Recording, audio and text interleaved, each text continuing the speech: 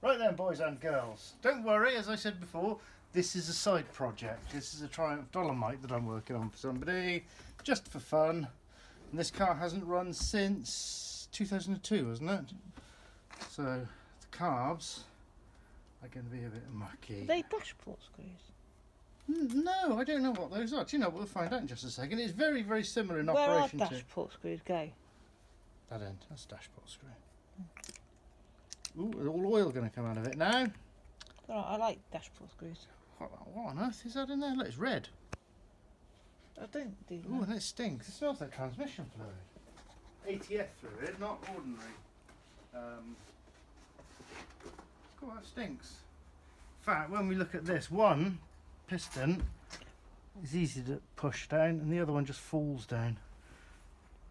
Right, okay. Where were we? We were doing this, weren't we?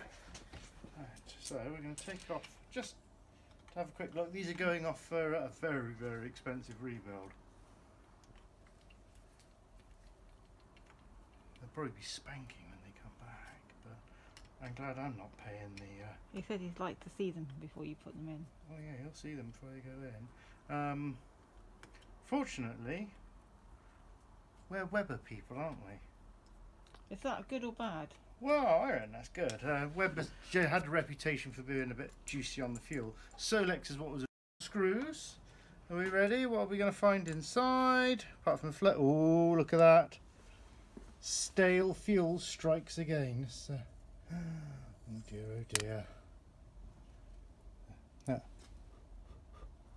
And rust, which is probably from the fuel tank. So when we put the car back together again, have to make sure I put a nice filter on there. But that is the effects of ethanol. Have we done a little film about ethanol? We have, haven't we? Yes? Yes? Right, so that's the effects of ethanol. Oh, look at that. When you're asking what this was, the answer to that is I haven't a clue. Except, that looks like the main jet there. That is the main jet. So it's something to do with that. But look, that's... Grim. That wasn't going to run. If I'd have thought, you know, I could just connect it, turn it, and sometimes you're lucky, but that's not the case. That could have been worse.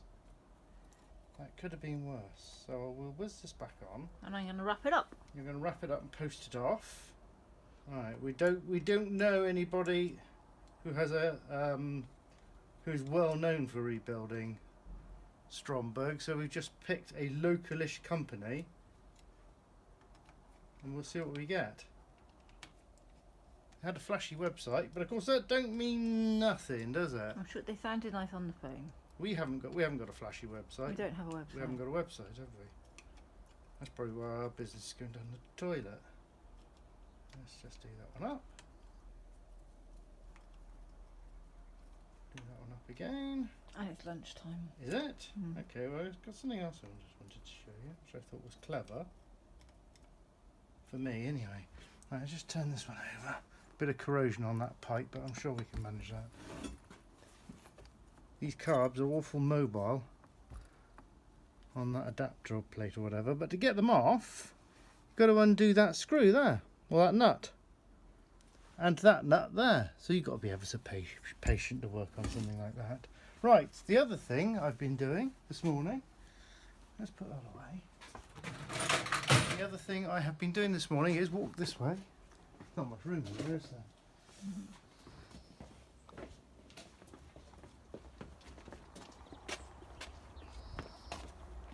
I needed to straighten that thread out so I could get that bolt in. There's the tap. Tap wrench is going to be a bit of a chore. So what I used is my little 1/4 inch brake adjusting spanner from the days when you had to get behind the car and adjust your that's got my initials on it, look, from all those years ago. Yeah. When you used to have to adjust your brakes manually. That goes on there just right, look. So I'm pleased with that. I thought that was clever for me. Lunchtime, yeah? Yeah. Yep. Okay then, lunchtime. I'm being inventive with our lunch today.